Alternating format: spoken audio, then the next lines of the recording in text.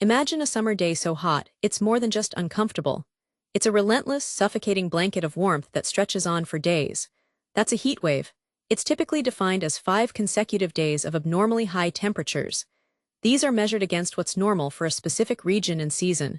What feels like a warm day in, say, Phoenix, could be considered a dangerous heat wave in London, highlighting just how relative these definitions are. Denmark, for instance, calls it a national heat wave when average maximum temperatures hit over 28 degrees Celsius for at least 3 days across half the country. How do these oppressive conditions settle in? It's often due to a high-pressure system, like a giant invisible lid, that parks itself in the upper atmosphere for days or even weeks.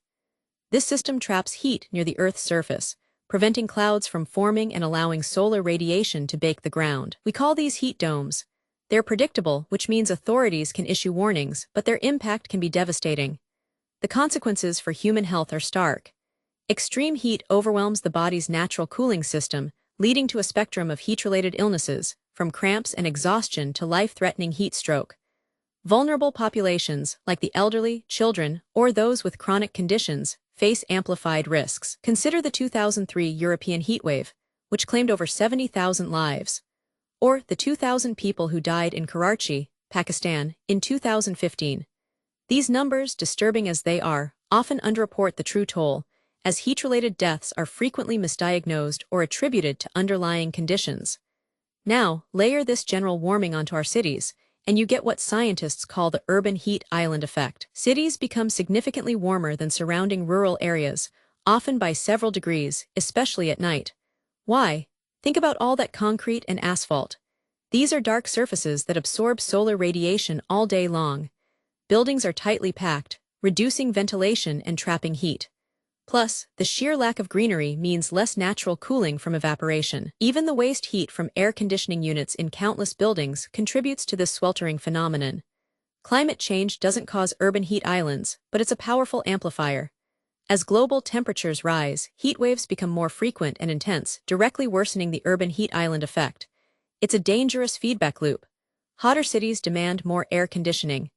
This consumes more energy, often from fossil fuels, releasing more greenhouse gases. These gases, in turn, further heat the planet.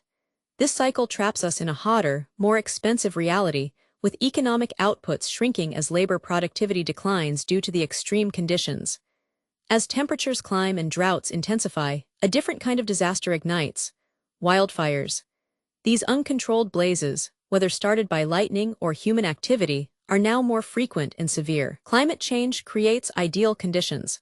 Dry vegetation turns forests into tinderboxes, and hotter temperatures lengthen the fire season.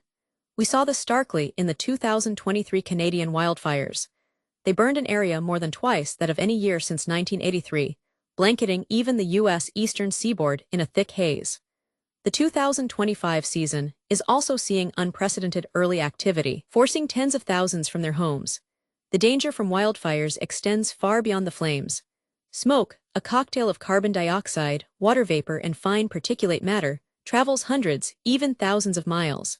These tiny particles, especially those smaller than 2.5 micrometers, can penetrate deep into the lungs and bloodstream, causing serious cardiovascular and respiratory problems.